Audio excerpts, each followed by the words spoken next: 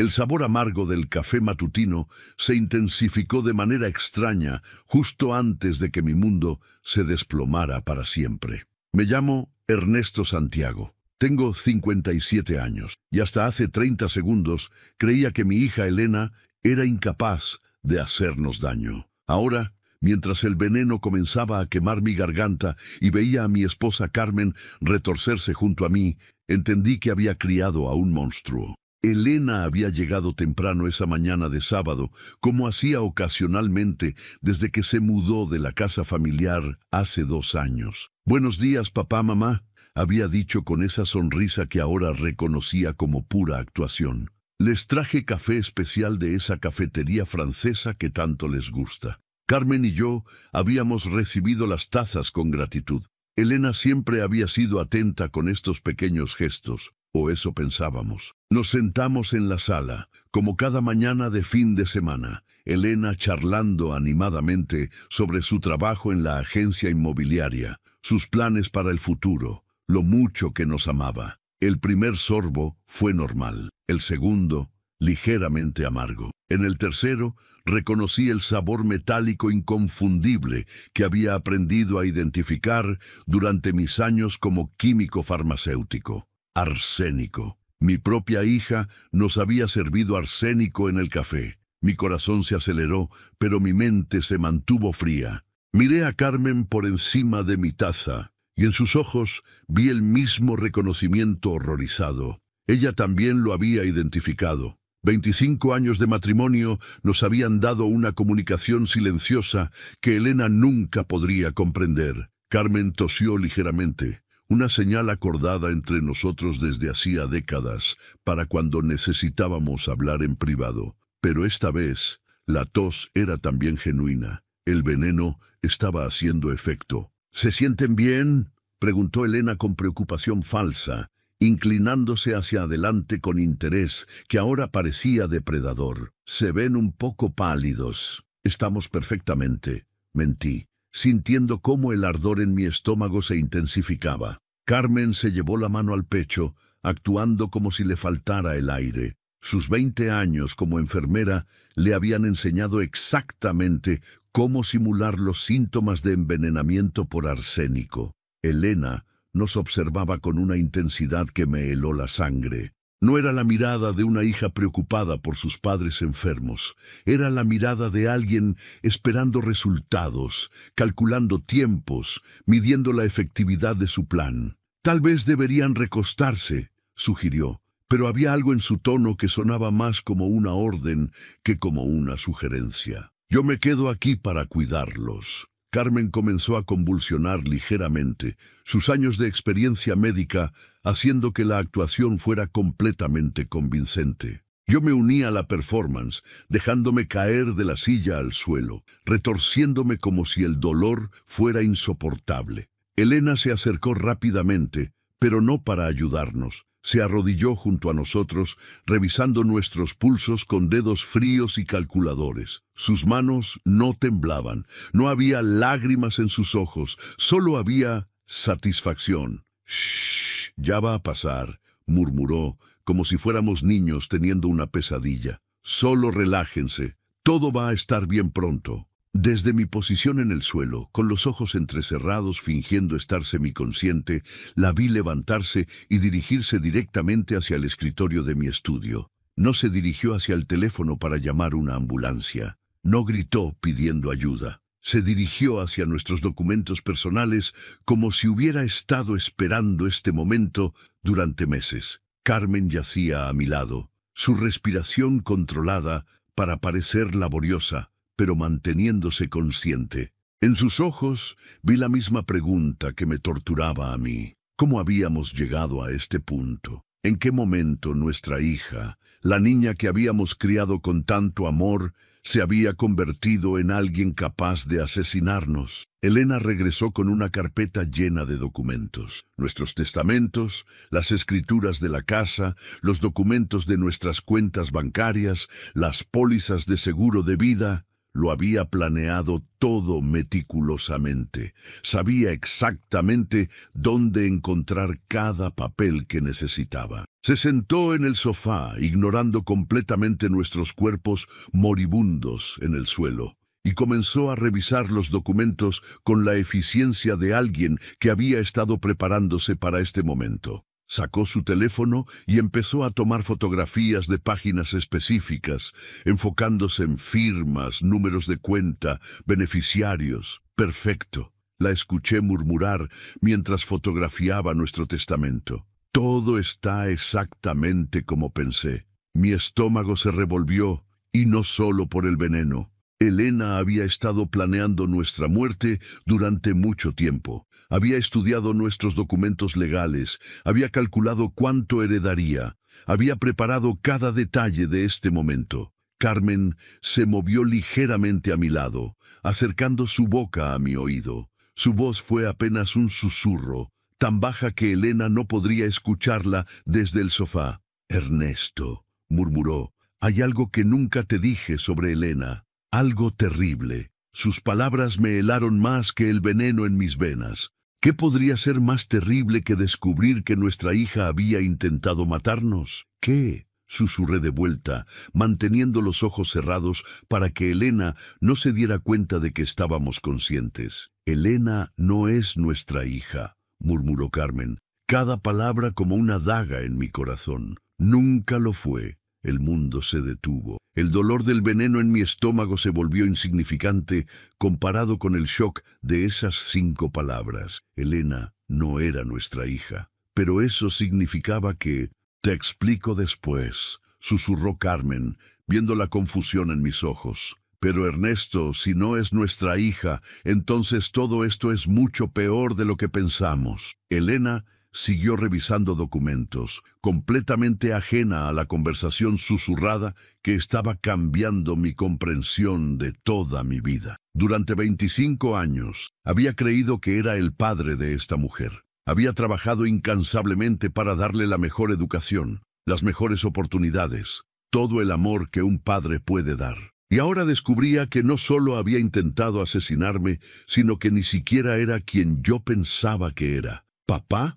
¿Mamá?» Elena se acercó nuevamente, revisando nuestros pulsos. Su actuación como hija preocupada era perfecta, pero ahora que sabía la verdad, podía ver la falsedad en cada gesto. «Sus pulsos están muy débiles. Creo que es hora de llamar al médico». Pero no se movió hacia el teléfono. En lugar de eso, regresó a los documentos, continuando su catalogación metódica de nuestra vida financiera. Carmen apretó mi mano ligeramente, una señal de que debíamos continuar fingiendo hasta entender completamente la situación. Teníamos que saber qué más estaba planeando Elena, quién era realmente y por qué había estado viviendo esta mentira durante más de 2 décadas. Mientras yacía en el suelo de mi propia sala, fingiendo estar muriendo por el veneno que mi supuesta hija había puesto en mi café, me di cuenta de que esta era solo la superficie de un engaño mucho más profundo y siniestro. Elena no era nuestra hija, pero había vivido en nuestra casa, había comido en nuestra mesa, había recibido nuestro amor durante años. ¿Quién era realmente? ¿Qué quería de nosotros? ¿Y qué había pasado con nuestra verdadera hija? El veneno en mi sistema parecía menos amenazante que las preguntas que ahora me torturaban, porque si Elena no era quien decía ser, entonces Carmen y yo no éramos las únicas víctimas de este engaño, éramos solo los últimos. Elena salió de la sala por unos minutos, dirigiéndose hacia la cocina. Escuché el sonido del grifo del agua corriendo, probablemente lavando las tazas para eliminar evidencia del veneno. Era meticulosa, calculadora, completamente fría en la ejecución de su plan homicida. En cuanto sus pasos se alejaron, Carmen se acercó más a mí, su respiración aún controlada para mantener la actuación, pero sus ojos ardiendo con una urgencia desesperada. «Ernesto, escúchame muy cuidadosamente», susurró tan bajo que tuve que concentrarme completamente para escucharla. «Elena no es nuestra hija porque nuestra verdadera hija murió cuando tenía 3 años. El impacto de esas palabras fue como recibir otro tipo de veneno, uno que atacaba directamente el corazón. ¿Nuestra hija había muerto? ¿Cómo era posible? Recordaba perfectamente a Elena creciendo, sus primeros pasos, sus primeras palabras, cada cumpleaños, cada Navidad. ¿De qué estás hablando?, murmuré, sintiendo que mi mundo se desmoronaba aún más. La Elena real murió en el hospital durante una cirugía de rutina para quitar las amígdalas. Tenía 3 años y medio. Tú estabas en esa conferencia de farmacéuticos en Guadalajara, ¿recuerdas? Yo no pude decírtelo por teléfono. Era demasiado devastador. Los recuerdos comenzaron a reorganizarse en mi mente como piezas de un rompecabezas que nunca había sabido que estaba roto. Recordaba esa conferencia. Recordaba que Carmen había sonado extraña por teléfono, pero había atribuido su tono a la preocupación por la cirugía menor de Elena. Cuando regresaste 3 días después, continuó Carmen, yo había tenido una crisis nerviosa completa. Estaba sedada en el hospital psiquiátrico, y esta niña, esta impostora, ya estaba viviendo en nuestra casa. ¿Cómo es eso posible? Tu hermana Mónica se hizo cargo de todo mientras yo estaba hospitalizada.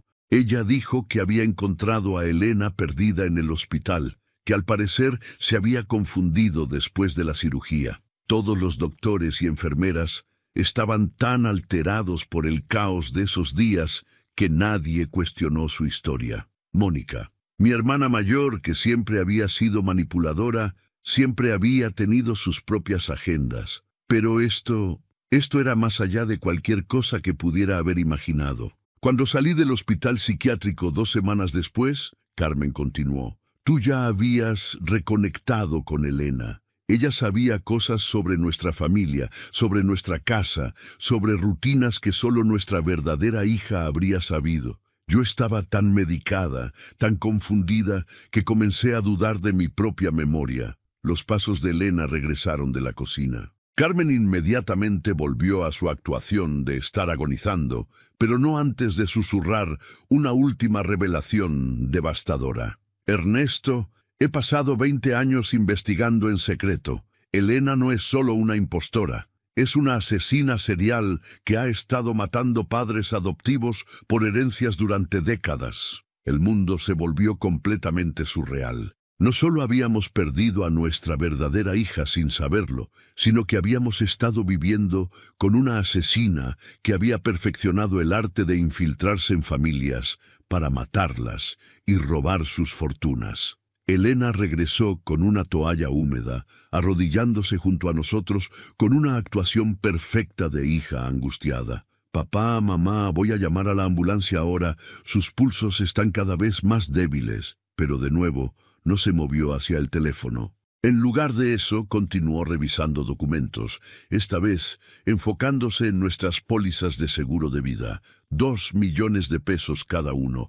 con Elena como única beneficiaria. No se preocupen, murmuró mientras fotografiaba los documentos. Todo va a terminar pronto. Han sido padres maravillosos para mí. Van a ser recordados con amor. La frialdad de sus palabras me hizo entender que esto no era su primera vez. Carmen tenía razón. Elena había hecho esto antes, probablemente muchas veces. Había perfeccionado no solo el método de asesinato, sino también la actuación emocional que la acompañaba. Desde mi posición en el suelo, comencé a notar detalles que nunca había percibido antes. Elena tenía pequeñas cicatrices en las manos que nunca había explicado. Sus historias sobre su infancia siempre habían sido vagas, con detalles que cambiaban ligeramente cada vez que las contaba. Su conocimiento sobre nuestra familia había sido impresionante, pero ahora entendía que había sido estudiado, memorizado, no vivido. ¿Sabes qué es lo más extraño?, dijo Elena, hablando con nosotros como si fuéramos sus confesores en lugar de sus víctimas. Después de todos estos años, ustedes han sido mi familia favorita. En serio, otros padres han sido aburridos, demandantes, sospechosos, pero ustedes realmente me amaron. Sus palabras eran una admisión completa de culpabilidad, pero también revelaban algo aún más perturbador. Elena había matado a múltiples familias, Había perfeccionado un sistema de adopción fraudulenta seguida de asesinato por herencia. Por eso esperé tanto tiempo para hacer esto, continuó, como si estuviera teniendo una conversación casual. Con la mayoría de las familias, actúo dentro de los primeros 2 años. Con ustedes, esperé casi 25. Realmente quería que funcionara. Carmen tensó ligeramente su mano en la mía. Ambos entendimos la implicación. Elena había estado planeando matarnos durante años, pero había esperado porque genuinamente disfrutaba de nuestra familia. Éramos su experimento de vida normal más exitoso. Pero las cosas han cambiado, susurró Elena, su voz volviéndose más fría. Tengo gastos ahora, compromisos, y ustedes están envejeciendo. Es mejor hacer esto ahora, mientras todavía puedo hacer que parezca natural. Se levantó y se dirigió hacia la ventana, mirando hacia la calle como si estuviera esperando algo, o a alguien. Mi socio debería llegar pronto, dijo casualmente. Va a ayudarme con los aspectos médicos. Es muy bueno haciendo que las muertes por veneno parezcan ataques cardíacos simultáneos. Un poco inusual, pero no imposible para una pareja de su edad. Socio. Elena no trabajaba sola. Había una red, una organización dedicada a este tipo de asesinatos por herencia. Y ahora esperaba a alguien que se aseguraría de que nuestras muertes parecieran naturales. Carmen apretó mi mano 3 veces, nuestra señal acordada para necesitamos actuar ahora. Tenía razón. Una vez que llegara el socio de Elena, nuestras oportunidades de sobrevivir se reducirían dramáticamente. Pero también necesitábamos respuestas. Si Elena había estado haciendo esto durante décadas, había víctimas previas que nunca habían recibido justicia. Familias que habían muerto creyendo que amaban a su hija adoptiva, sin saber que ella era su verdugo. Y necesitábamos saber qué había pasado realmente con nuestra Elena original. ¿Había muerto realmente en esa cirugía o había algo más siniestro involucrado? El sonido de un auto llegando al camino de entrada me hizo tensarme. El socio de Elena había llegado. Nuestro tiempo para mantener la actuación se estaba agotando rápidamente. «Perfecto», dijo Elena sonriendo por primera vez con genuina alegría. «Doctor Ramírez siempre es puntual. Va a revisar sus cuerpos y confirmar que sus corazones simplemente no pudieron soportar el estrés. Un final muy pacífico para una pareja que se amó tanto. Un doctor. Su socio era un médico corrupto que proporcionaba autopsias falsas. Esto explicaba cómo Elena había logrado escapar de investigaciones criminales durante años. Tenía cobertura médica profesional para sus asesinatos. Carmen me miró con desesperación. Ambos entendíamos que habíamos descubierto algo mucho más grande de lo que habíamos imaginado.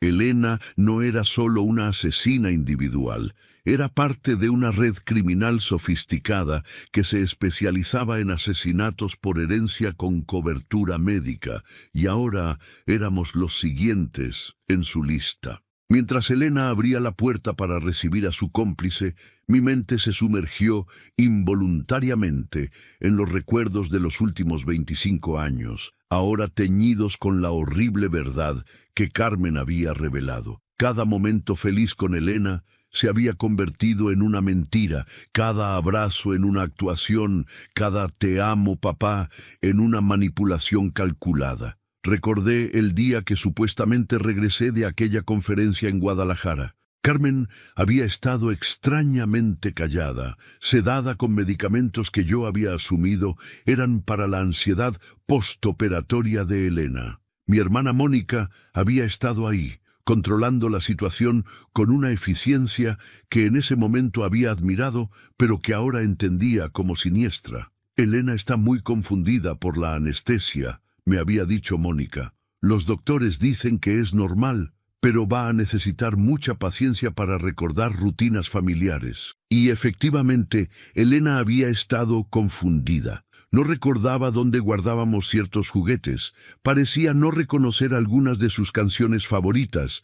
Incluso había cambiado ligeramente su forma de hablar. Yo había atribuido todo esto a los efectos secundarios de la cirugía y la anestesia, pero ahora entendía que no era confusión postoperatoria, era una niña completamente diferente tratando de memorizar e imitar la vida de nuestra Elena real. Los pasos en la entrada se acercaron. Elena regresó acompañada de un hombre de unos 60 años, vestido profesionalmente, con un maletín médico que probablemente contenía las herramientas necesarias para falsificar nuestra causa de muerte. «Doctor Ramírez, gracias por venir tan rápido», dijo Elena con el tono de una hija angustiada. «Creo que es demasiado tarde, pero quería estar segura». «No te preocupes, Elena», respondió el doctor con una voz suave, que me resultó vagamente familiar. «Revisemos a tus padres y veamos qué podemos hacer».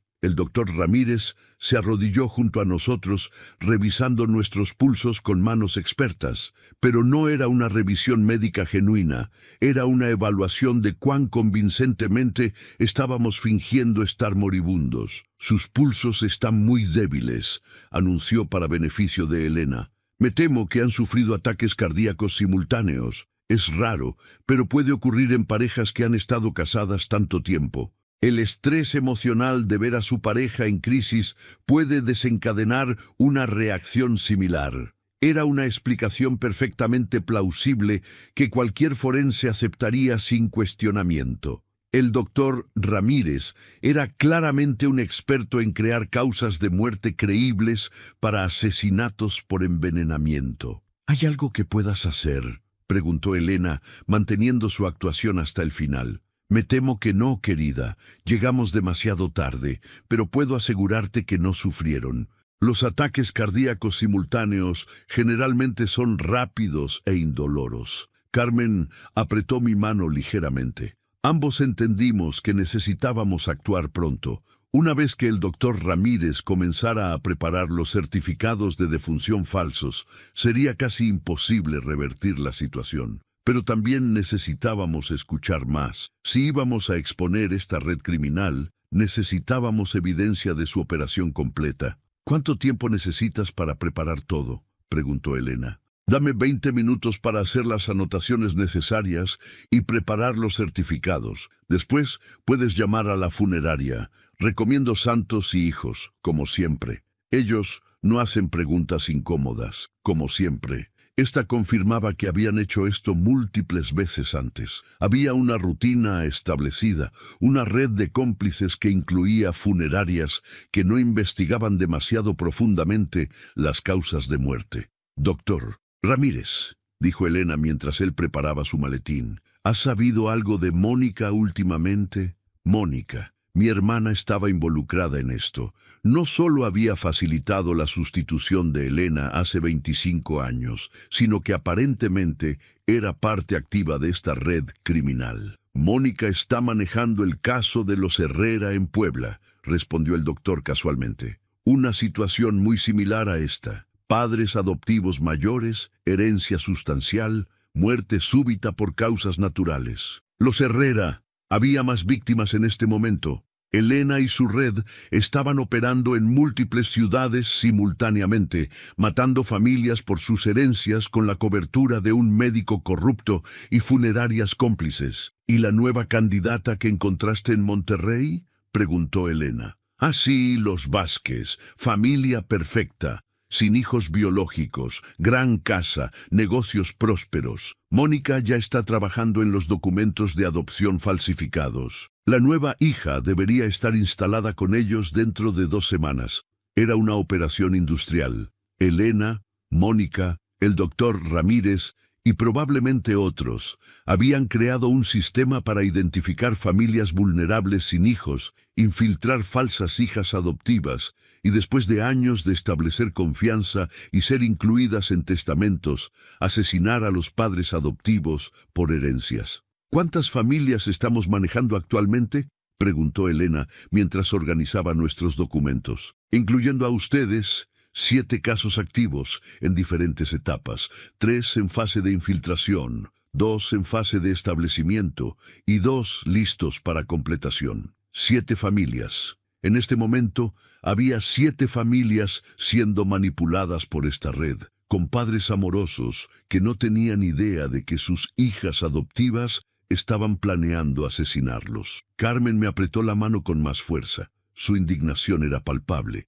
Como enfermera, había dedicado su vida a salvar vidas, y ahora estábamos descubriendo una red que se especializaba en destruir familias de la manera más cruel posible. Elena, dijo el doctor Ramírez mientras llenaba papeles, necesito que me recuerdes los detalles de cómo los encontraste esta mañana, para el reporte oficial, por supuesto. Llegué alrededor de las 9 para nuestro desayuno dominical habitual. Los encontré en la sala, mamá en su silla favorita, papá en el sofá. Al principio pensé que estaban durmiendo, pero cuando no respondieron a mi voz, me acerqué y vi que no estaban respirando. Era una historia perfectamente creíble, que explicaba por qué Elena había estado en la casa cuando descubrió nuestros cuerpos. Cada detalle había sido planeado para resistir cualquier investigación policial. ¿Y no había signos de lucha o algo inusual? Nada. Todo estaba perfectamente normal. Habían estado preocupados por su salud últimamente, especialmente papá. Ha tenido algunos episodios de presión alta. Yo nunca había tenido problemas de presión alta. Elena estaba construyendo un historial médico falso para apoyar la narrativa de muerte por ataque cardíaco. Perfecto. Eso explica completamente los ataques cardíacos simultáneos, el estrés de la edad, las preocupaciones de salud y el shock de ver a su pareja en crisis. El doctor Ramírez terminó de llenar sus formularios y se preparó para irse. Elena, dale 2 horas antes de llamar a la policía y a la funeraria. ¿Quieres asegurarte de que parezca que intentaste revivirlos, pero fue demasiado tarde? Entendido. ¿Algo más que necesites saber? Solo recuerda actuar devastada, pero no histérica. Mucha tristeza, pero mantén la compostura. Es lo que esperarían de una hija adulta y madura. Elena había sido entrenada no solo en métodos de asesinato, sino también en técnicas de actuación para las investigaciones posteriores. Era una verdadera profesional del engaño y la muerte. Después de que el doctor Ramírez se fuera, Elena se sentó en el sofá y nos miró con una expresión que no había visto antes. No era la falsa preocupación que había mostrado frente al doctor, ni la actuación de hija amorosa que había mantenido durante años. Era satisfacción pura, satisfacción por un trabajo bien hecho. ¿Sabes qué? Nos dijo como si pudiéramos escucharla. Ustedes realmente fueron especiales. La mayoría de las familias solo me dan dinero. Ustedes me dieron algo parecido al amor real. Sus palabras eran la confesión más chilling que había escuchado. Elena había experimentado algo genuino con nosotros, pero había elegido destruirlo por dinero de todas formas. Pero el amor no paga las cuentas, continuó, y tengo planes grandes para el futuro. Carmen y yo sabíamos que nuestro tiempo se estaba agotando. Una vez que Elena hiciera esas llamadas, sería casi imposible exponer la verdad. Necesitábamos actuar y necesitábamos hacerlo ahora. Elena se acercó nuevamente a nuestros documentos, pero esta vez con una metodicidad diferente. No solo estaba fotografiando papeles, estaba alterando información específica, usando una pluma con tinta que coincidía perfectamente con la original. Había hecho esto tantas veces que tenía las herramientas exactas necesarias para falsificar documentos legales. Desde mi posición en el suelo, pude ver que estaba cambiando fechas en nuestro testamento, agregando cláusulas que nunca habíamos escrito, modificando los términos de nuestras pólizas de seguro. No solo iba a heredar nuestro dinero, estaba asegurándose de obtener cantidades mucho mayores de las que originalmente habíamos estipulado. Veamos, murmuró mientras trabajaba. La casa está valuada en 2 millones, pero con las mejoras recientes que voy a recordar que hicieron, debería valer al menos 4.5 millones. Las inversiones están en 2.8 millones, los seguros de vida suman 4 millones, y los negocios farmacéuticos de papá, esos son la verdadera joya. Se detuvo en los documentos de mi laboratorio farmacéutico. el negocio que había construido durante 30 años y que ahora valía aproximadamente 10 millones de pesos. Elena estaba calculando no solo nuestra muerte, sino también cómo maximizar el valor de todo lo que había en juego. Con las modificaciones correctas aquí, dijo mientras cambiaba información en los contratos de sociedad, podré vender el laboratorio inmediatamente después del funeral.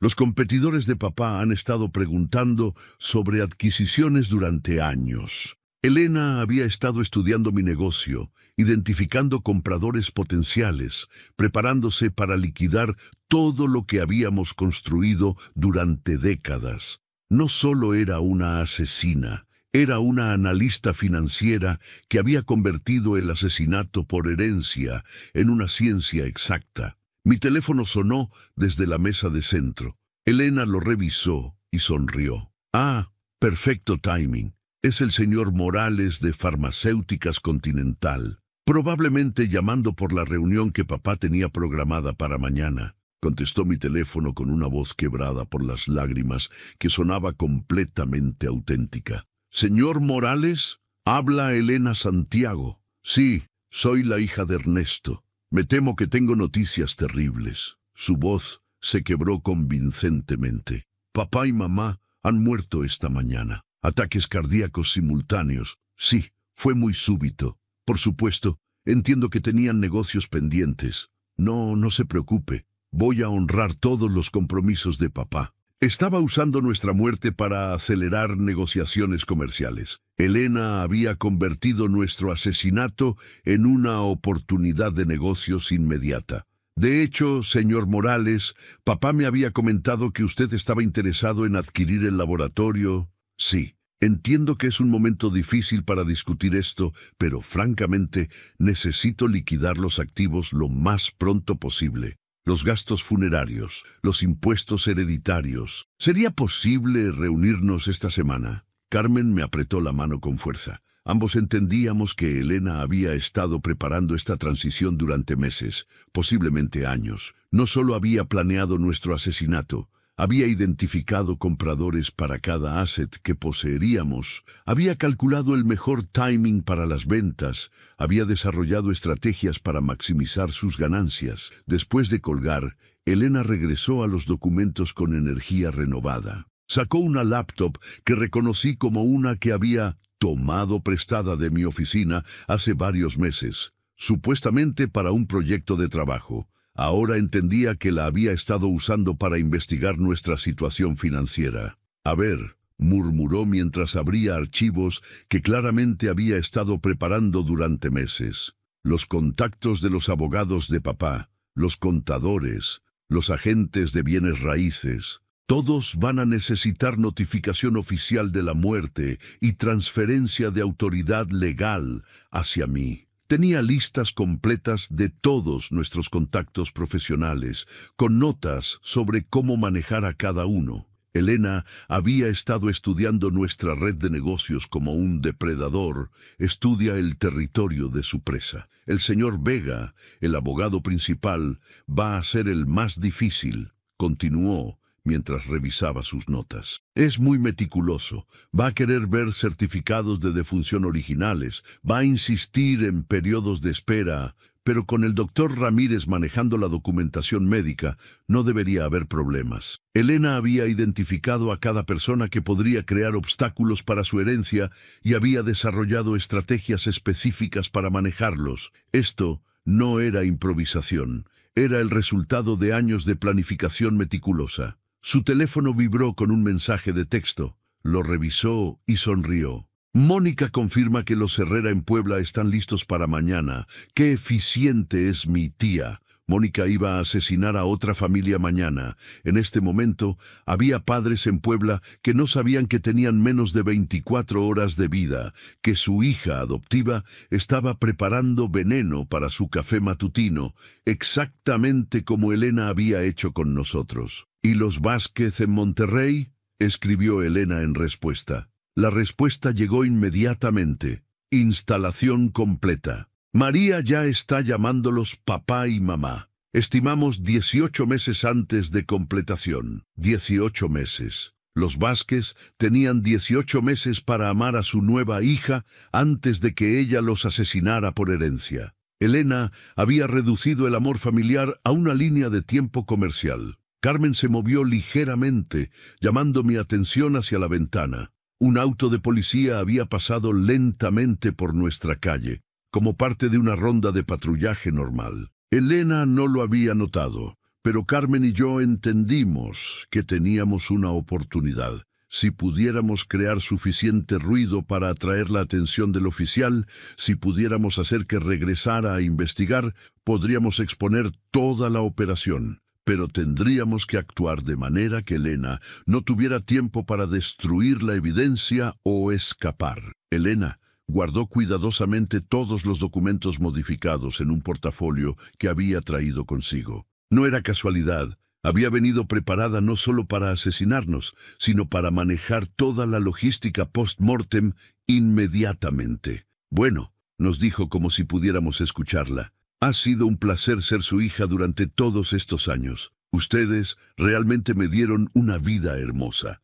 Es una pena que tenga que terminar, pero los negocios son los negocios. Se acercó a nosotros y se arrodilló, revisando nuestros pulsos una vez más. Sus dedos fueron fríos contra mi cuello, calculadores, completamente sin emoción. Perfecto. Sus pulsos están prácticamente imperceptibles. El doctor Ramírez calculó el timing exactamente correcto. Elena se dirigió hacia la cocina, probablemente para hacer las llamadas desesperadas a la policía y la ambulancia. Era nuestro momento. Una vez que las autoridades llegaran y encontraran el escenario que ella había preparado, con los certificados de defunción del doctor Ramírez y su actuación de hija devastada, sería casi imposible probar que habíamos sido asesinados. Carmen me miró con determinación. 25 años de matrimonio me dijeron exactamente lo que estaba pensando. Era hora de convertir las mesas. Era hora de que los muertos resucitaran. En el momento en que Elena se dirigió hacia la cocina para hacer las llamadas que sellarían nuestro destino, Carmen y yo intercambiamos una mirada que comunicaba 25 años de entendimiento mutuo. Era hora de actuar, pero teníamos que hacerlo de manera inteligente. Elena había demostrado ser una asesina meticulosa y experimentada, y subestimar su peligrosidad podría ser fatal. Carmen se movió primero, levantándose silenciosamente del suelo con la agilidad que sus años de experiencia como enfermera le habían dado. Sus movimientos fueron precisos y silenciosos mientras se dirigía hacia la ventana principal. Necesitábamos una forma de comunicarnos con el exterior sin que Elena se diera cuenta. Yo me dirigí hacia mi estudio, donde tenía un teléfono con línea directa que Elena no conocía. Era una conexión que había instalado años atrás para emergencias del laboratorio, una línea que no aparecía en ninguna lista telefónica y que Elena no habría identificado durante su reconocimiento de nuestra casa. Desde la cocina, escuché la voz de Elena hablando por teléfono, su actuación de hija devastada tan convincente que incluso conociendo la verdad me resultaba perturbadora. Por favor, necesito una ambulancia inmediatamente. Mis padres creo que están muertos. Encontré sus cuerpos en la sala. Por favor, dense prisa. Su timing era perfecto. Las lágrimas en su voz sonaban genuinas. El pánico parecía auténtico. Elena había perfeccionado el arte del engaño emocional. Marqué rápidamente el número de emergencias en mi línea secreta, pero en lugar de reportar una emergencia médica, tenía algo muy diferente que comunicar. Operadora, necesito conectarme con el detective Morales de la División de Homicidios. Es urgente. Señor, si tiene una emergencia médica... No es una emergencia médica. Es un caso de asesinato en progreso. Mi nombre es Ernesto Santiago. Mi dirección es Maple Street 847. Y hay una asesina en mi casa que cree que me ha matado. La operadora se quedó en silencio por un momento. ¿Puede repetir eso, señor? Soy químico farmacéutico. Una mujer que se ha hecho pasar por mi hija durante 25 años acaba de intentar envenenarme a mí y a mi esposa con arsénico. Hemos estado fingiendo estar muertos mientras documentamos su operación criminal. Necesito que envíen oficiales inmediatamente, pero que lleguen silenciosamente. Ella está esperando una ambulancia y podría escapar si se da cuenta de que la hemos descubierto. Manténgase en línea, señor. Estoy conectándolo con el detective Morales ahora mismo. Carmen regresó de la ventana con señas de que había logrado atraer la atención de un vecino. La señora Rodríguez de la casa de al lado, una mujer observadora que había notado que Carmen parecía estar en peligro. Carmen había logrado comunicarle silenciosamente que necesitaba ayuda. Detective Morales al habla. Detective, mi nombre es Ernesto Santiago. Necesito reportar un asesinato múltiple en progreso y una red criminal de adopción fraudulenta y homicidio por herencias. Le expliqué rápidamente la situación, el envenenamiento, la actuación de muerte, la red de Elena con el doctor Ramírez y mi hermana Mónica, los múltiples casos que habían mencionado, los Herrera en Puebla que estaban programados para ser asesinados mañana. Señor Santiago, esas son acusaciones muy serias. ¿Tiene evidencia de estas afirmaciones? Detective, la mujer que cree que me ha asesinado está en mi cocina ahora mismo hablando con una operadora de emergencias, reportando encontrar nuestros cuerpos. En su laptop tiene archivos detallados de múltiples familias que están siendo objetivo de esta red criminal. En su teléfono tiene mensajes de texto confirmando que mi hermana Mónica va a asesinar a una familia llamada Herrera en Puebla mañana. Y usted está completamente seguro de que ella intentó envenenarlos. Soy químico farmacéutico con 30 años de experiencia. Reconocí el arsénico inmediatamente. También tengo las tazas que usó para servirnos el veneno. Aún deben tener residuos químicos detectables. Entendido. Estoy enviando una unidad silenciosa inmediatamente. Señor Santiago, necesito que mantenga su actuación hasta que lleguemos. Si Elena sospecha que están vivos, podría volverse impredecible. Comprendido, detective. Regresé silenciosamente a la sala justo cuando Elena terminaba su llamada a emergencias. Carmen ya había vuelto a su posición en el suelo, manteniendo la actuación de estar muerta. La ambulancia debería llegar en 10 minutos, dijo Elena, hablándonos como si pudiéramos escucharla. Van a confirmar que están muertos y después puedo comenzar con los arreglos funerarios. Se sentó en el sofá y abrió su laptop nuevamente, pero esta vez no estaba revisando nuestros documentos. Estaba accediendo a archivos que claramente contenían información sobre otras víctimas. Pude ver nombres de familias, fotografías de casas, evaluaciones financieras detalladas. Era como ver el catálogo de una empresa que se especializaba en identificar y eliminar familias prósperas sin hijos biológicos. Los Herrera van a ser complicados, murmuró mientras revisaba un archivo. Tienen más contactos sociales que ustedes.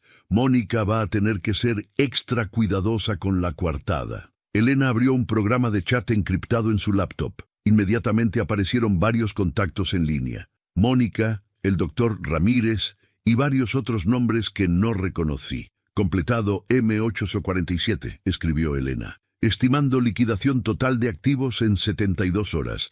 Listo para siguiente asignación. Las respuestas llegaron inmediatamente. Mónica, excelente. H923, programado para mañana 0800. 445 en fase de establecimiento. Doctor Ramírez, documentación M847 completada, lista para autoridades. Usuario, coordinador. Nuevos objetivos identificados en Tijuana y Mérida, preparando perfiles para infiltración. Era una operación masiva. Elena, Mónica y sus cómplices no solo estaban operando en múltiples ciudades, sino que tenían un sistema de códigos, un coordinador central y un flujo constante de nuevas víctimas identificadas. Carmen se las arregló para capturar mi atención y señalar discretamente hacia la ventana. A través de las cortinas pude ver un auto de policía sin marcas estacionándose silenciosamente en la calle. El detective Morales había llegado más rápido de lo esperado. Elena continuó chateando con su red criminal, completamente ajena a que la justicia se estaba organizando alrededor de ella. «Confirmación de nuevas identidades para próxima fase», escribió. «Documentos listos. Ana Herrera, para Tijuana. Sofía Mendoza, para Mérida. Edades 28 y 31, respectivamente. Historiales médicos y educacionales completos. Tenían identidades falsas preparadas. Documentos médicos fabricados. Historiales educacionales inventados. Esta red criminal era más sofisticada que muchas organizaciones terroristas. El sonido de una sirena se acercaba. La ambulancia que Elena había llamado era perfecta para su coartada, pero también significaba que tendríamos que coordinar cuidadosamente con la policía para asegurar que Elena no escapara en la confusión. Elena cerró su laptop rápidamente y se dirigió hacia la puerta principal, preparándose para recibir a los paramédicos con su actuación de hija devastada. «Perfecto timing», murmuró. «Todo está saliendo exactamente como planeé». Pero lo que Elena no sabía era que Carmen y yo habíamos pasado los últimos 30 minutos documentando mentalmente cada detalle de su operación criminal, que la policía estaba posicionándose para rodear la casa, y que sus víctimas, muertas, estaban completamente vivos y listos para testificar contra ella. Elena pensaba que había ejecutado el crimen perfecto. Estaba a punto de descubrir que había cometido el error más costoso de su carrera criminal. Los paramédicos entraron a la casa con Elena guiándolos hacia nosotros. Su actuación de hija devastada tan convincente que incluso los profesionales médicos parecían genuinamente conmovidos por su dolor. Pero lo que Elena no sabía era que el detective Morales había coordinado con el servicio de emergencias y uno de los paramédicos era en realidad un oficial encubierto. «Los encontré así hace 20 minutos», sollozó Elena, mientras los paramédicos se arrodillaban junto a nosotros. «Vinieron para nuestro desayuno dominical habitual, pero cuando llegué ya no respondían». El paramédico real, un hombre llamado García según su identificación, revisó nuestros pulsos con profesionalismo genuino. Sus cejas se alzaron ligeramente cuando sintió que nuestros corazones estaban latiendo normalmente, pero mantuvo una expresión neutra. «Señorita», dijo García, «vamos a necesitar revisar a sus padres en privado para determinar exactamente qué pasó. ¿Podría esperarnos en la cocina?» «Por supuesto», respondió Elena. «Hagan todo lo que puedan por ellos». En cuanto Elena se alejó, García se inclinó hacia nosotros y susurró: «¿Están conscientes? El detective Morales nos instruyó que podrían estar fingiendo por seguridad». Abrí ligeramente los ojos y asentí casi imperceptiblemente. «Arsénico en el café», murmuré tan bajo como pude. «Tenemos evidencia». García se dirigió hacia su compañero, el oficial encubierto, y le hizo una seña discreta. El plan estaba funcionando perfectamente. Desde la cocina, Elena había comenzado a hacer llamadas telefónicas, probablemente notificando a su red que la misión había sido exitosa. Pero lo que no sabía era que cada palabra que decía estaba siendo grabada por dispositivos que el equipo de Morales había instalado rápidamente. «Mónica, soy yo», la escuché decir. «Está hecho. Los paramédicos están confirmando ahora». «Sí, exactamente como planeamos. No hubo complicaciones. Podemos proceder con los Herrera mañana como estaba programado». Era una confesión completa grabada. Elena acababa de admitir no solo nuestro asesinato intentado, sino también confirmar que los Herrera estaban programados para ser asesinados al día siguiente.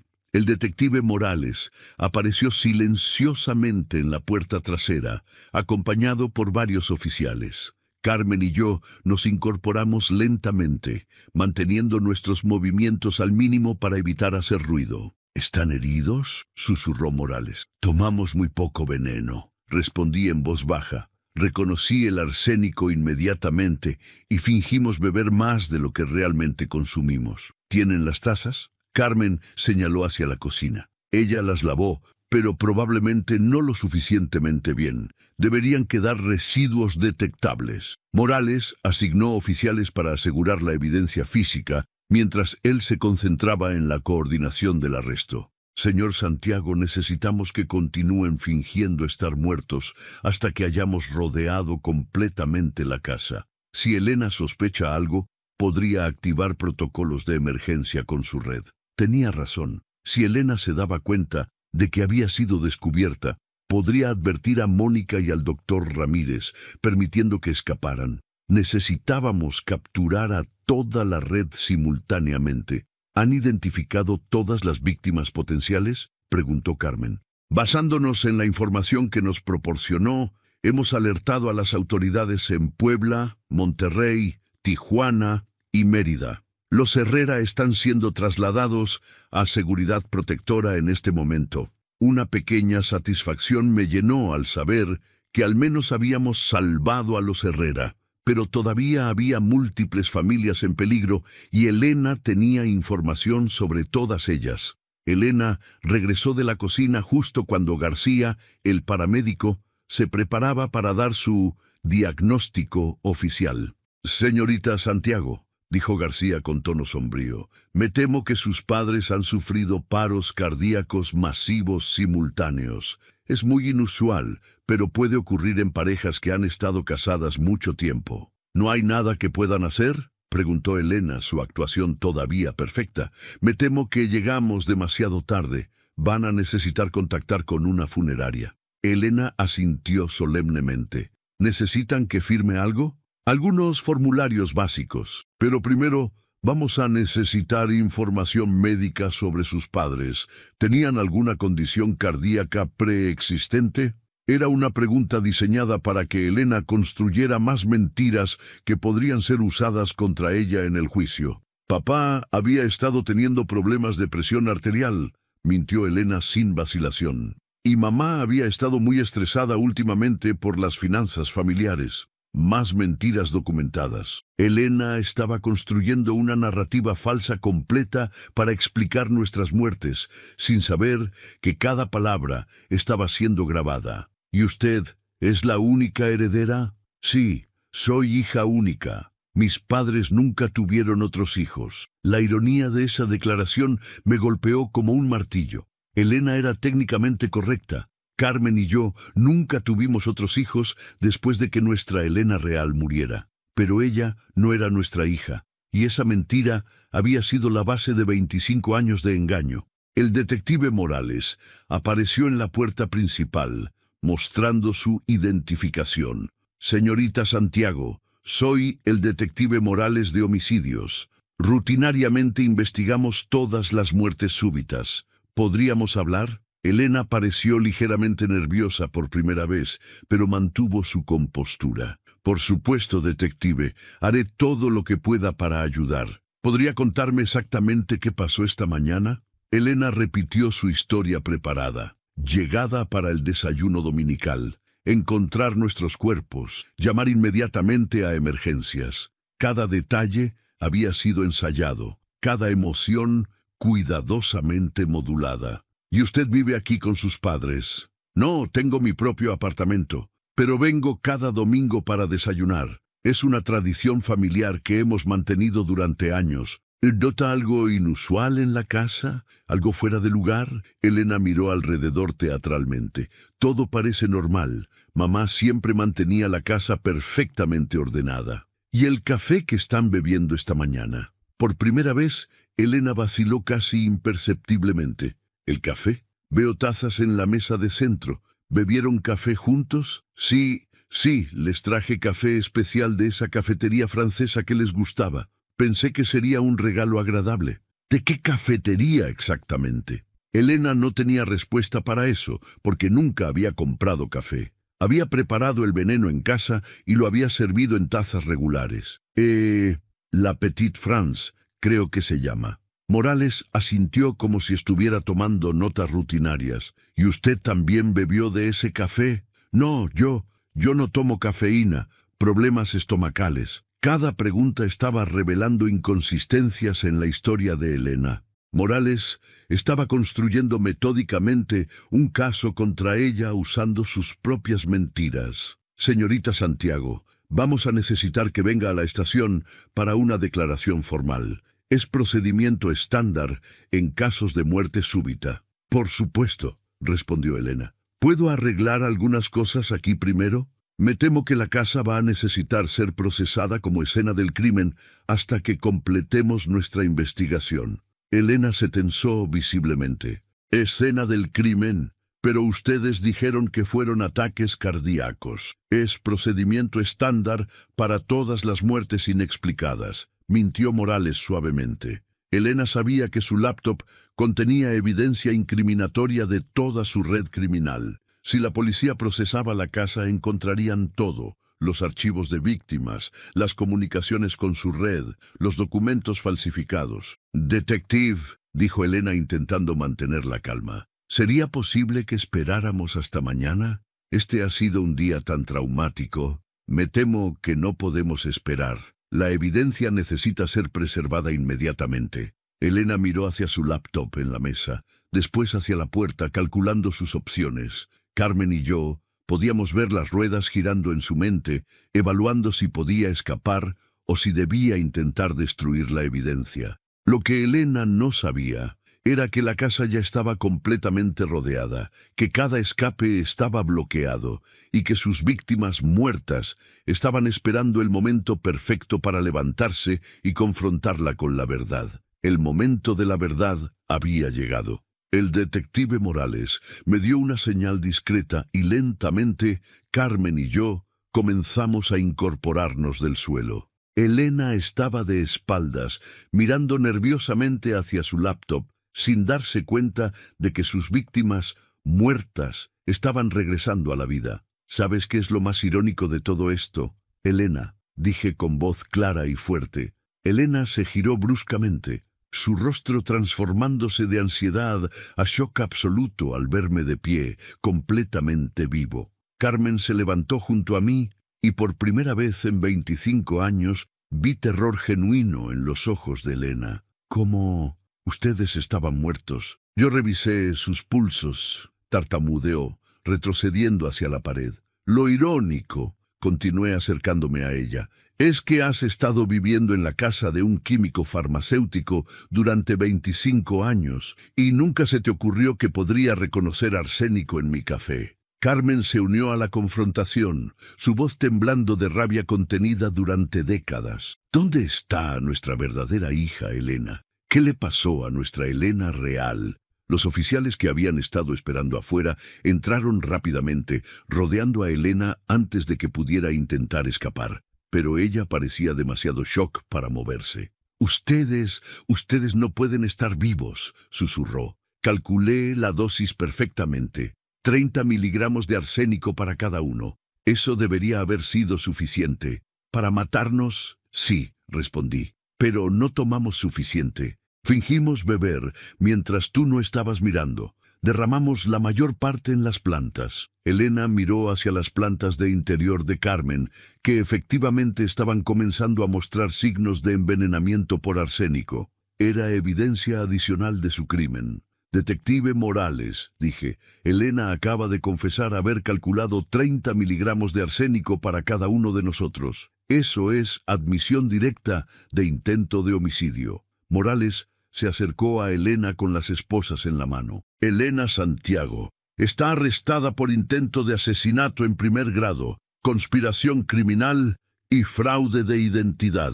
«Yo no soy Elena Santiago», gritó de repente, su máscara finalmente cayendo por completo. «Ni siquiera sé quién era la verdadera Elena Santiago». Carmen y yo intercambiamos miradas. Finalmente íbamos a obtener respuestas sobre lo que había pasado con nuestra verdadera hija. «¿Cómo te llamas realmente?», preguntó Morales mientras la esposaba. «María Fernanda Gutiérrez.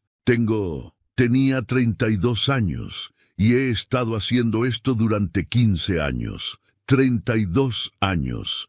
Elena había tenido 7 años cuando llegó a nuestra casa, no 3 como habíamos creído. La diferencia de edad significaba que había habido una manipulación aún más elaborada de lo que habíamos imaginado». «¿Y cómo llegaste a nuestra familia?», preguntó Carmen, su voz quebrada por años de dolor reprimido. María Fernanda, la mujer que habíamos conocido como Elena, Nos miró con una mezcla de desafío y resignación. Mónica Santiago me reclutó del sistema de orfanatos cuando tenía 7 años. Me entrenó durante meses. Me enseñó detalles sobre su familia, sobre la casa, sobre rutinas. Me dijo que si podía mantener la actuación durante al menos 10 años, me daría una parte de la herencia. ¿Qué pasó con nuestra verdadera Elena?, preguntó Carmen, las lágrimas corriendo por su rostro. No lo sé, respondió María Fernanda con frialdad. Mónica nunca me lo dijo, solo me dijo que había una oportunidad disponible y que yo tenía el físico correcto para aprovecharla. Carmen se tambaleó. Carmen había tenido razón. Nuestra Elena había muerto en esa cirugía. Pero ahora entendíamos que Mónica había visto esa tragedia como una oportunidad de negocios. Detective, dije. Mi hermana Mónica orquestó todo esto. Ella reclutó a esta niña, la entrenó para reemplazar a nuestra hija muerta y probablemente ha estado planeando nuestro asesinato desde entonces. Morales asintió. Ya tenemos equipos en camino para arrestar a Mónica Santiago y al doctor Ramírez. Sus comunicaciones con María Fernanda han sido interceptadas durante las últimas 2 horas. ¿Cuántas familias han asesinado?, preguntó Carmen. María Fernanda la miró con algo que podría haber sido remordimiento.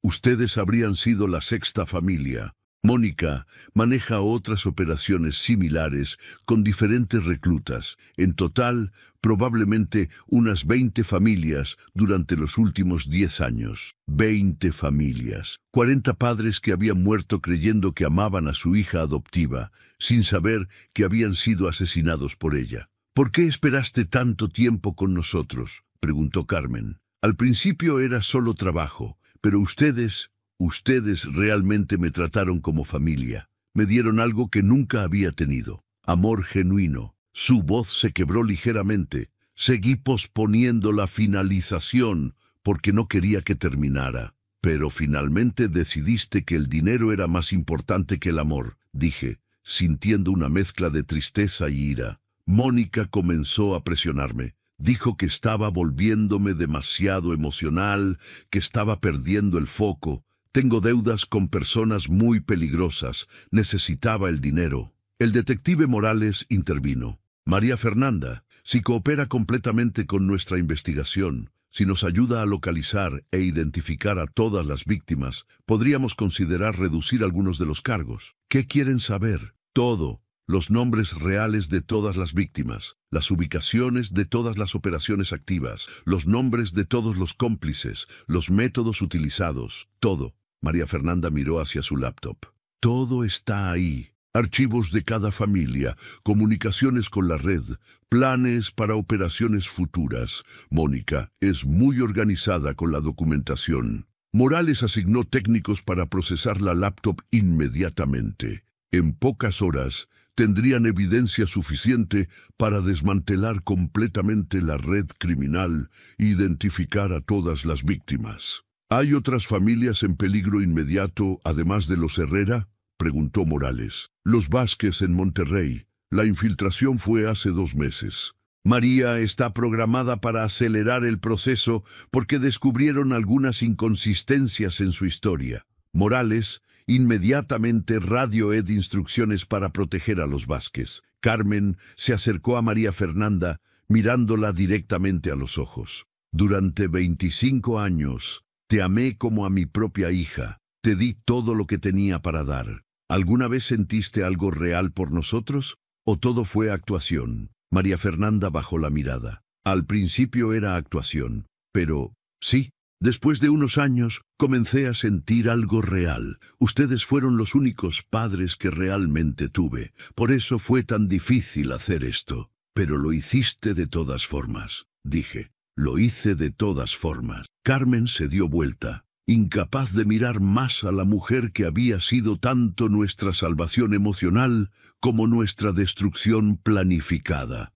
Detective Morales, dije. ¿Podríamos tener unos minutos solos para procesar todo esto? Por supuesto. María Fernanda viene con nosotros ahora. Van a necesitar testificar formalmente, pero pueden hacerlo mañana. Mientras se llevaban a María Fernanda, Ella se volteó una vez más hacia nosotros. Para lo que vale, dijo, ustedes fueron la mejor familia que tuve. Siento que haya tenido que terminar así. Y entonces se fue, llevando consigo 25 años de mentiras, amor falso y la verdad sobre lo que había pasado con nuestra verdadera hija. Carmen y yo nos quedamos en nuestra sala, rodeados de evidencia de nuestra vida casi destruida, finalmente entendiendo la magnitud de la traición que habíamos enfrentado, pero también entendiendo que habíamos sobrevivido, que habíamos expuesto una red criminal masiva y que finalmente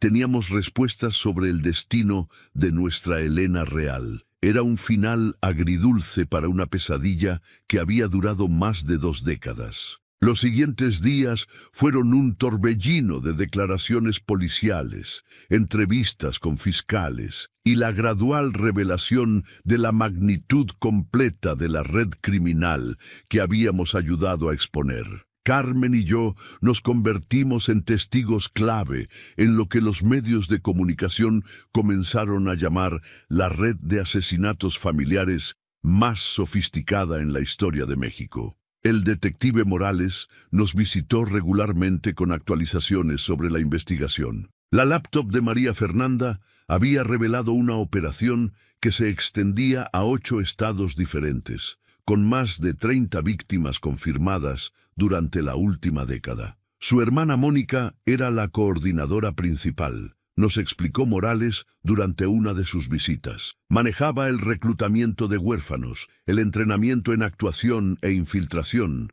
la selección de familias objetivo y la coordinación de asesinatos. Carmen se estremeció. ¿Cómo pudimos no darnos cuenta de que mi cuñada era una asesina serial? Mónica era muy cuidadosa, manteniendo separadas sus identidades. Para ustedes, era la hermana dedicada que ayudó durante una crisis familiar. Para la red criminal, era la coordinadora, una de las asesinas por herencia más exitosas del país. ¿Han arrestado a todos los involucrados?, pregunté. Estamos progresando. Mónica fue arrestada en Puebla justo antes de envenenar a los Herrera. El doctor Ramírez fue capturado intentando cruzar la frontera hacia Estados Unidos. Hemos identificado 12 otros cómplices en diferentes estados. Pero Morales tenía una propuesta que nos sorprendió. Señor y señora Santiago, necesitamos su ayuda para una operación especial. ¿Qué tipo de operación?, pregunté.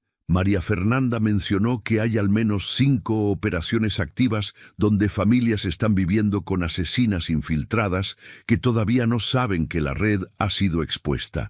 Queremos usar información de María Fernanda para crear una operación de rescate coordinada. Carmen se inclinó hacia adelante, interesada. ¿Cómo podríamos ayudar? María Fernanda ha acordado cooperar completamente a cambio de una reducción de sentencia. Pero necesitamos que ustedes la confronten en una sesión grabada donde admita detalles específicos sobre cada operación activa. Su testimonio como víctimas supervivientes sería crucial para convencer a las otras familias de que están en peligro. La idea de volver a ver a María Fernanda era dolorosa, pero también entendíamos que podríamos salvar vidas. ¿Dónde está ahora?, preguntó Carmen. En una celda de seguridad especial. Ha estado proporcionando información constantemente, pero necesitamos detalles específicos que solo revelaría bajo presión emocional. ¿Una presión emocional? Señora Santiago, ustedes fueron la única familia que María Fernanda genuinamente amó durante su carrera criminal. Su reacción a ustedes es completamente diferente de cómo responde a los interrogadores oficiales. Creemos que confrontarla con el daño que les causó podría motivarla a revelar información que está reteniendo. Carmen y yo nos miramos. Era una oportunidad de obtener justicia completa para todas las víctimas de esta red, pero requería revivir nuestro trauma personal. ¿Qué tipo de información está reteniendo?, pregunté. Ubicaciones de víctimas enterradas cuyos asesinatos fueron encubiertos como accidentes, identidades reales de otros infiltrados que están usando nombres falsos, y más importante, la ubicación de un archivo maestro que contiene evidencia de operaciones que datan de 15 años atrás. 15 años de asesinatos. Docenas de familias que nunca habían recibido justicia porque sus muertes habían sido perfectamente encubiertas. Haremos lo que sea necesario, dijo Carmen con determinación. 2 días después, Carmen y yo nos sentamos frente a María Fernanda en una sala de interrogatorios de la prisión estatal. Ella había perdido peso, su cabello estaba despeinado y por primera vez desde que la conocíamos parecía vulnerable e insegura. «Hola, papá. Hola, mamá», dijo suavemente cuando entramos. «No somos tus padres», respondió Carmen firmemente. «Nunca lo fuimos. Eras una extraña viviendo en nuestra casa, planeando asesinarnos». María Fernanda bajó la mirada. «Lo sé, pero durante 25 años ustedes fueron lo más cercano a padres reales que tuve». «¿Y cómo nos pagaste por ese amor?», pregunté, intentando matarnos con veneno. «Ernesto, Carmen, sé que no tienen razón para creerme, pero necesitan entender algo. Ustedes cambiaron quién era yo. Cuando llegué a su casa, era solo una niña entrenada para mentir y robar, pero ustedes me enseñaron lo que significaba ser amada. Si realmente nos amaras», dijo Carmen, «nos habrías dicho la verdad, nos habrías dado la oportunidad de ayudarte a escapar de esta vida criminal. Lo habrían hecho, realmente me habrían ayudado si hubieran sabido que era una asesina». La pregunta nos golpeó duramente porque no estábamos seguros de la respuesta. El detective Morales intervino desde su posición detrás del vidrio unidireccional. «María Fernanda, hay familias que van a morir si no obtenemos la información que necesitamos. Los Santos en Guadalajara, los Mendoza en Veracruz, los Rivera en Querétaro, todas tienen infiltrados que están esperando órdenes para ejecutar». «Las órdenes nunca van a llegar», respondió María Fernanda. «Con Mónica arrestada, la red está desactivada». Pero sabes que esos infiltrados podrían entrar en pánico y actuar independientemente». María Fernanda se tensó. No había considerado esa posibilidad. «María Fernanda», dijo Carmen inclinándose hacia adelante, «si alguna vez sentiste amor real por nosotros, pruébalo ahora. Ayúdanos a salvar a esas familias. ¿Qué necesitan saber exactamente?». Morales entró a la sala con un archivo grueso. «Necesitamos los nombres reales de todos los infiltrados activos. Necesitamos las ubicaciones de víctimas enterradas. Y necesitamos saber dónde Mónica escondió el archivo maestro». María Fernanda nos miró directamente. «Si coopero completamente, si les doy toda la información, ustedes testificarían a mi favor durante la sentencia». «Depende de la información», respondí. «Y si les dijera que nuestra Elena real no murió en esa cirugía». El mundo se detuvo. Carmen y yo la miramos con shock absoluto. «¿Qué quieres decir?», susurró Carmen.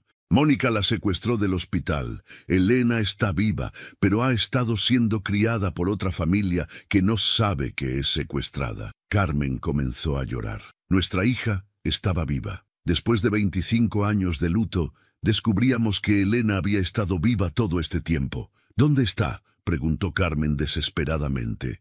«Esa información», dijo María Fernanda, «la intercambio por testimonios favorables y una reducción significativa de sentencia. Era el último as que tenía para jugar, y María Fernanda lo había guardado para el momento más impactante posible». Carmen y yo nos miramos, entendiendo que estábamos en una posición imposible. María Fernanda había mantenido el secreto sobre nuestra hija viva como moneda de cambio final. Pero también entendimos que si queríamos recuperar a nuestra Elena real y salvar a las familias que todavía estaban en peligro, tendríamos que hacer un trato con la mujer que había traicionado nuestro amor durante 25 años. La revelación de que nuestra Elena real estaba viva cambió todo el dinamismo de la situación. Carmen se aferró a mi mano tan fuerte que pensé que me rompería los dedos, las lágrimas corriendo por su rostro mientras procesaba la posibilidad de que nuestra hija, quien habíamos llorado durante 25 años, pudiera estar realmente viva. «María Fernanda», dije, tratando de mantener la voz estable. «Si Elena está viva, necesitamos pruebas.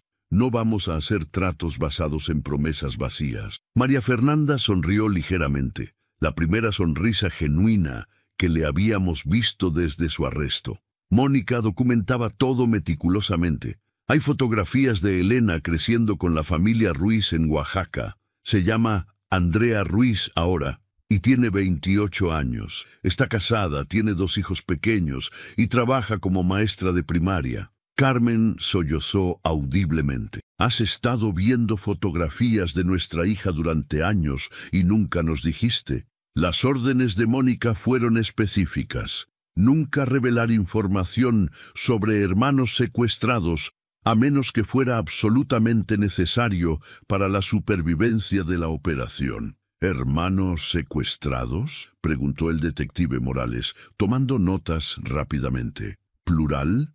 La operación de Mónica no era solo sobre adopción fraudulenta seguida de asesinato por herencia. También incluía secuestro de niños de familias prósperas para crear inventarios de reemplazos cuando fuera necesario. El horror de lo que estábamos descubriendo se intensificaba con cada revelación. Mónica no solo había orquestado asesinatos masivos, sino que había estado secuestrando niños sistemáticamente. ¿Cuántos niños secuestró?, preguntó Morales. Durante los últimos 15 años, aproximadamente 40 niños. La mayoría fueron colocados con familias que creían estar adoptando huérfanos legítimos. Algunos, como Elena, fueron utilizados como reservas en caso de que operaciones específicas requirieran reemplazos. Carmen se levantó abruptamente. Necesito aire. Esto es demasiado. Salió de la sala y yo la seguí. En el pasillo, Carmen se apoyó contra la pared, hiperventilando. Ernesto, nuestra bebé ha estado viva todo este tiempo.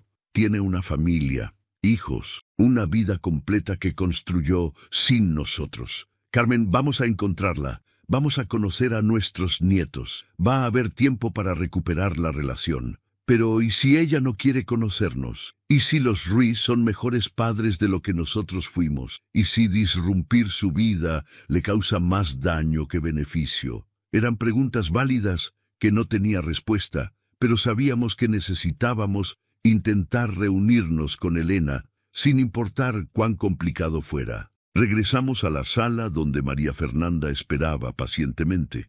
¿Estás dispuesta a cooperar completamente?, preguntó Morales. Sí, pero quiero garantías por escrito sobre la reducción de sentencia. Primero la información, después las negociaciones. María Fernanda suspiró y comenzó a hablar. Durante las siguientes 4 horas, proporcionó detalles exhaustivos sobre la operación completa. Nombres reales de infiltrados, ubicaciones de víctimas enterradas, métodos de asesinato utilizados, familias objetivo actuales y la ubicación del archivo maestro de Mónica. El archivo está en una caja de seguridad en el Banco Nacional bajo el nombre de Elena Vázquez, otra de las identidades falsas de Mónica, reveló. Contiene documentación completa de todos los crímenes, incluyendo certificados de defunción falsificados, testamentos modificados y registros financieros de todas las herencias robadas. Y las ubicaciones de los niños secuestrados. Hay una lista completa en el archivo.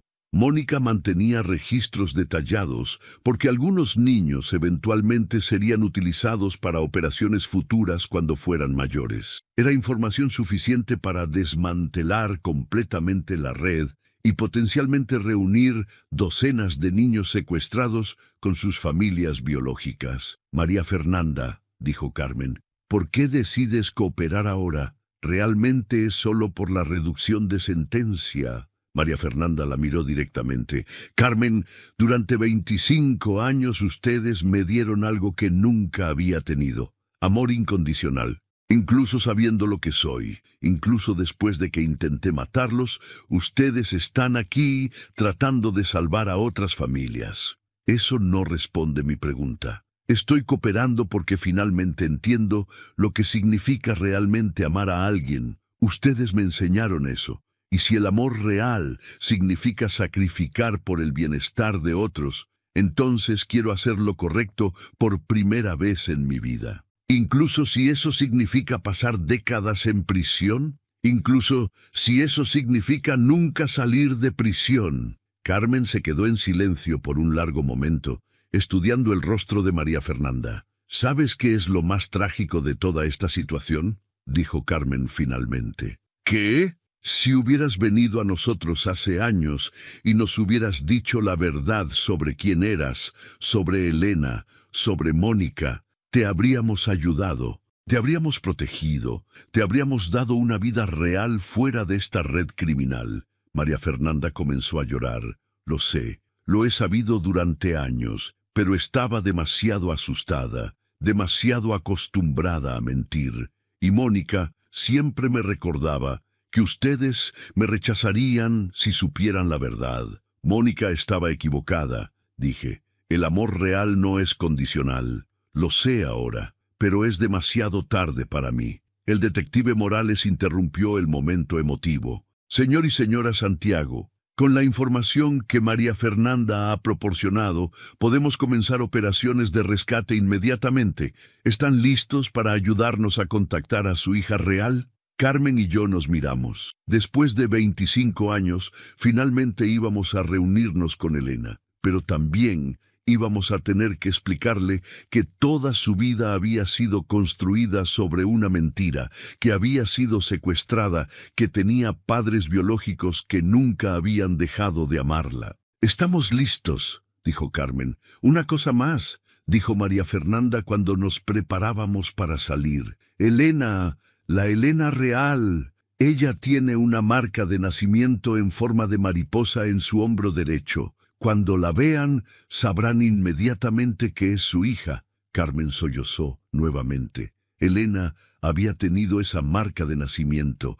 Era la confirmación final de que nuestra hija estaba realmente viva. «Gracias», le dije a María Fernanda, «por todo». «No me agradezcan todavía», respondió. «Esperen hasta que hayan recuperado a su hija y salvado a todas esas familias. Entonces podrán decidir si merezco gratitud o no». Mientras salíamos de la prisión, Carmen y yo entendíamos que estábamos a punto de embarcarnos en la parte más difícil de este viaje, reunirnos con una hija que no nos recordaba, salvando familias que no sabían que estaban en peligro y tratando de sanar heridas que habían estado abiertas durante 25 años. Pero por primera vez, desde que descubrimos el veneno en nuestro café, sentíamos esperanza genuina. 6 meses después de la confrontación que cambió nuestras vidas para siempre, Carmen y yo estamos sentados en el jardín de nuestra casa, observando a nuestra nieta de 5 años, Sofía, jugando con las flores que Carmen ha plantado especialmente para ella. Al otro lado del jardín, nuestra hija Elena, quien ahora conocemos como Elena Andrea Ruiz Santiago, empuja suavemente a nuestro nieto de 3 años, Diego, en el columpio que instalé la semana pasada. El reencuentro había sido más complejo de lo que habíamos imaginado. Elena inicialmente había rechazado conocernos, comprensiblemente confundida y asustada por la revelación de que había sido secuestrada como bebé. Los Ruiz, quienes la habían criado con amor genuino sin saber que había sido secuestrada, habían sido extraordinariamente comprensivos y habían facilitado gradualmente nuestra reconexión. «No quiero reemplazar a mis padres Ruiz», nos había dicho Elena durante nuestro primer encuentro tenso. «Ellos me dieron una vida hermosa, me amaron, me educaron. No voy a abandonarlos por padres biológicos que no recuerdo». «No queremos que los reemplaces», había respondido Carmen llorando. «Solo queremos conocerte, conocer a nuestros nietos, ser parte de tu vida en cualquier capacidad que te sienta cómoda». Gradualmente, durante visitas semanales que se convirtieron en cenas familiares regulares, Elena había comenzado a desarrollar una relación con nosotros. No éramos papá y mamá para ella. Esos títulos pertenecían a los Ruiz. Pero éramos Ernesto y Carmen, los abuelos biológicos que sus hijos adoraban, la extensión de familia que había enriquecido su vida en lugar de complicarla. El proceso legal había sido igualmente satisfactorio. María Fernanda, fiel a su palabra, había proporcionado testimonio completo que resultó en el desmantelamiento total de la red criminal de Mónica. 43 familias habían recibido justicia por asesinatos que habían sido encubiertos como muertes naturales. 38 niños secuestrados habían sido reunidos con sus familias biológicas o, en casos donde eso no era posible, habían sido informados sobre sus verdaderos orígenes. Mónica había sido sentenciada a cadena perpetua sin posibilidad de libertad condicional. El doctor Ramírez había recibido 30 años. Los otros cómplices habían recibido sentencias que variaban entre 15 y 25 años. María Fernanda, debido a su cooperación completa y su testimonio que había salvado múltiples vidas, había recibido una sentencia reducida de 25 años, con posibilidad de libertad condicional después de 15. Carmen y yo habíamos testificado a su favor, reconociendo que aunque había intentado asesinarnos, también nos había proporcionado 25 años de una relación que, aunque basada en mentiras, había contenido momentos de amor genuino. ¿Sabes qué es lo más extraño de todo esto?, me pregunta Carmen, mientras observamos a nuestros nietos jugar. ¿Qué? María Fernanda nos dijo una vez que nosotros fuimos la familia que más la amó, pero ella también fue, en cierto sentido, la hija que más nos amó. Incluso con todas las mentiras, incluso con la traición final, hubo amor real ahí. ¿La perdonas? Carmen considera la pregunta cuidadosamente.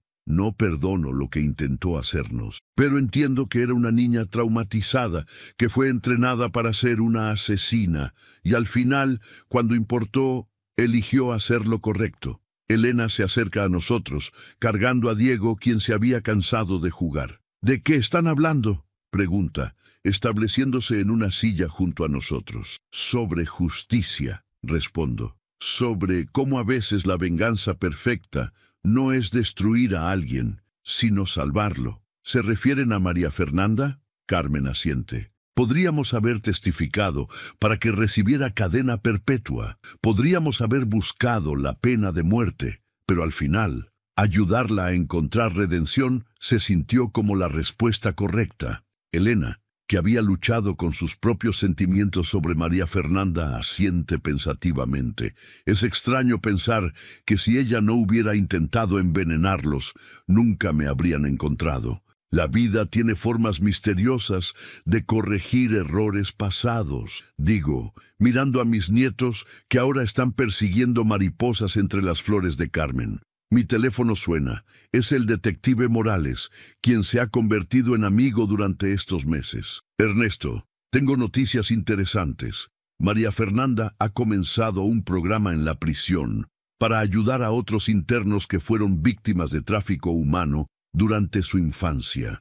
Está usando su experiencia para ayudar a rehabilitar a personas que, como ella, fueron forzadas a una vida criminal. Eso es inesperado. Hay más. Ha establecido contacto con varias de las familias de sus víctimas anteriores, pidiendo perdón y proporcionando información que les ha ayudado con cierre emocional. No todas la han perdonado, pero muchas han expresado que sus cartas han sido útiles para su proceso de duelo. Después de colgar, le cuento a Carmen y Elena sobre la conversación. ¿Crees que ella realmente ha cambiado?, pregunta Elena.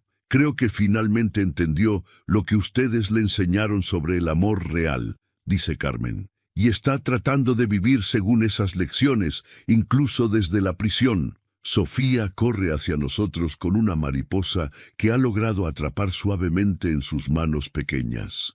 Abuela Carmen, mira, es como la marca de mamá. Elena sonríe y se levanta la manga para mostrar la marca de nacimiento en forma de mariposa que había sido nuestra primera confirmación de que realmente era nuestra hija. Así es, mi amor. Las mariposas son especiales en nuestra familia. ¿Por qué? Porque las mariposas nos recuerdan que las personas pueden transformarse completamente, respondo, tomando a Sofía en mis brazos. A veces algo que comienza como una cosa fea puede convertirse en algo hermoso. Carmen me mira con comprensión. Ambos entendemos que estoy hablando no solo de mariposas, sino de nuestra experiencia completa. La traición más horrible había llevado a la reunificación más hermosa. El intento de asesinato había resultado en justicia para docenas de familias. La mentira más devastadora había revelado la verdad más preciosa. Mientras el sol se pone sobre nuestro jardín, con nuestros nietos jugando, nuestra hija recuperada riéndose con Carmen y el conocimiento de que múltiples familias están seguras debido a nuestras acciones, entiendo que hemos logrado la venganza más perfecta posible. No destruimos a nuestros enemigos, los transformamos. No buscamos solo justicia para nosotros, sino para todas las víctimas. No permitimos que la traición nos amargara, sino que la usamos como catalizador para crear algo mejor. María Fernanda había intentado envenenar nuestro café y robar nuestras vidas. En su lugar, había catalizado inadvertidamente la reunión con nuestra hija perdida, la exposición de una red criminal masiva y la salvación de múltiples familias inocentes. Esa noche, mientras Carmen y yo nos preparamos para dormir en la casa que casi habíamos perdido para siempre, reflexionamos sobre cómo el intento de asesinato más cruel había resultado en las bendiciones más inesperadas de nuestras vidas. ¿Sabes qué me parece más increíble de todo?, dice Carmen mientras se cepilla el cabello frente al espejo del tocador. ¿Qué? Que María Fernanda nos dijo una vez que habíamos sido su familia favorita porque realmente la amábamos. Pero ahora me doy cuenta de que ella también nos salvó de una vida de luto innecesario. Sin su traición, nunca habríamos descubierto que Elena estaba viva. Es una perspectiva que me había estado atormentando durante meses. ¿Era posible que María Fernanda inconscientemente nos hubiera hecho el regalo más grande de nuestras vidas al intentar matarnos? Carmen, ¿crees que alguna parte de ella sabía que su plan fallaría? ¿Que quería ser descubierta? No lo sé, pero creo que después de 25 años de recibir amor genuino, alguna parte de ella quería hacer lo correcto, incluso si no sabía cómo hacerlo directamente. Mi teléfono vibra con un mensaje de texto. Es de Elena. Gracias por la tarde maravillosa. Los niños no paran de hablar de sus abuelos Ernesto y Carmen. Nos vemos el domingo para la comida familiar. PSS. Sofía quiere que le enseñes más sobre mariposas.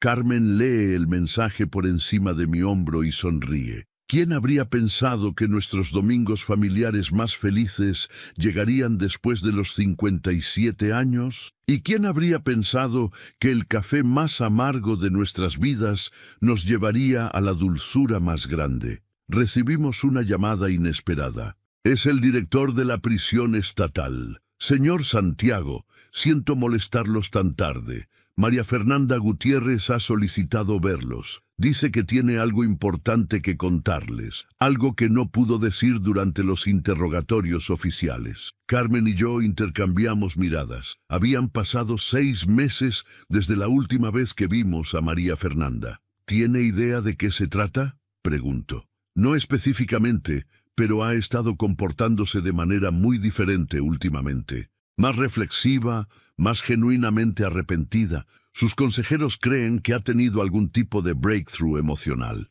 ¿Cuándo podríamos verla? Cuando ustedes quieran. Ella está disponible para visitas especiales debido a su cooperación continua con las investigaciones. Carmen asiente. Iremos mañana. Al día siguiente, Carmen y yo nos sentamos frente a María Fernanda en la misma sala donde había revelado que Elena estaba viva. Pero esta vez se veía completamente diferente. Había perdido el aire calculador que siempre había tenido. Sus ojos eran más claros, más honestos. Gracias por venir, dice suavemente. Sé que no tenían obligación de hacerlo. ¿Qué querías decirnos?, pregunta Carmen directamente. María Fernanda toma una respiración profunda. Quería confesarles algo que nunca le dije ni siquiera a la policía. Algo sobre por qué realmente decidí intentar envenenarlos. Te escuchamos. La razón no fue solo el dinero o la presión de Mónica. Fue porque me estaba enamorando de ustedes demasiado profundamente y sabía que eventualmente tendría que decirles la verdad sobre quién era realmente. Tenía terror de ver la desilusión en sus ojos cuando descubrieran que su hija era una impostora y una asesina. Carmen se inclina hacia adelante. ¿Entonces intentaste matarnos para evitar tener que confesarnos? Sé que suena completamente irracional, pero sí. Prefería que murieran amándome que vivieran odiándome. Es una lógica retorcida, pero extrañamente comprensible, viniendo de alguien que había sido entrenada desde la infancia para creer que el amor siempre era condicional. María Fernanda, digo, hay algo que necesitas entender. Si hubieras venido a nosotros con la verdad, incluso hace un año, incluso hace un mes, te habríamos ayudado a escapar de esta vida. El amor real no desaparece cuando descubres que alguien es imperfecto. Sus ojos se llenan de lágrimas. Lo sé ahora. He estado aprendiendo sobre amor incondicional en los grupos de terapia aquí, pero entonces no podía concebirlo. ¿Hay algo más que quieras decirnos?, pregunta Carmen. Sí. Quiero que sepan que cada momento de amor que compartimos durante esos 25 años fue genuino de mi parte. No fue actuación. Ustedes me enseñaron lo que significaba ser parte de una familia real, y esas lecciones me están ayudando a ayudar a otros prisioneros aquí. ¿Qué tipo de ayuda? Estoy trabajando con mujeres que fueron traficadas cuando niñas, como yo. Les estoy enseñando que el amor real existe, que la redención es posible, que pueden escoger ser diferentes de lo que fueron forzadas a ser. Carmen se queda en silencio por un largo momento, estudiando el rostro de María Fernanda. ¿Sabes qué?, dice Carmen finalmente. Creo que finalmente te has convertido en la hija que siempre quisimos que fueras. María Fernanda comienza a llorar completamente. ¿Realmente lo creen? Sí, respondo. Una hija que usa su dolor para ayudar a otros, que encuentra propósito en servicio, que elige el amor sobre el miedo. Esa es la hija que soñamos tener. ¿Me perdonan? Carmen y yo nos miramos. Después de meses de procesar, de sanar, de reconstruir nuestras vidas, finalmente entendemos que el perdón no es solo para María Fernanda, es para nosotros. Te perdonamos, dice Carmen. Y más importante, esperamos que puedas perdonarte a ti misma. Mientras salimos de la prisión esa tarde, Carmen y yo entendemos que hemos completado un círculo. Comenzamos como víctimas de una traición horrible, pero hemos terminado como catalizadores de redención y transformación. La venganza perfecta no fue destruir a María Fernanda. Fue amarla lo suficiente para inspirar su transformación, incluso desde la prisión. Esa noche, mientras Carmen y yo nos quedamos dormidos en nuestra cama, en la casa que casi perdemos, rodeados de fotografías de nuestros nietos y planes para la reunión familiar del domingo, entendemos que hemos logrado algo extraordinario. Convertimos veneno en medicina, transformamos traición en reunificación, cambiamos una historia de muerte en una narrativa de nueva vida. Y todo comenzó con una taza de café que sabía amargo, pero que resultó ser el regalo más dulce que jamás habíamos recibido. Palabras escritas en el capítulo 10, y 1000 palabras. Epílogo. 3 años después, Carmen y yo recibimos una carta de María Fernanda desde la prisión. Había completado su título universitario en trabajo social y había establecido un programa que había ayudado a rehabilitar a más de 100 mujeres víctimas de tráfico humano. Queridos Ernesto y Carmen, escribía, quería que supieran que me han ofrecido libertad condicional anticipada debido a mi trabajo con víctimas de tráfico. Pero he decidido quedarme en prisión para completar mi programa de maestría y continuar ayudando a otras mujeres. Finalmente, he encontrado mi verdadero propósito. Gracias por enseñarme que el amor real trasciende la traición, que la familia se elige y no solo se hereda, y que nunca es demasiado tarde para transformar veneno en medicina. Con amor eterno y gratitud infinita su hija del corazón, María Fernanda. Elena está embarazada de su tercer hijo. Los Ruiz han comenzado a llamarnos compadres y hemos creado una familia extendida hermosa que incluye a 2 sets de abuelos que aman profundamente a los mismos nietos. El café nunca volvió a saber igual, pero eso está bien. Ahora saboreamos cada sorbo, conscientes de que incluso las experiencias más amargas pueden llevarnos a las bendiciones más dulces.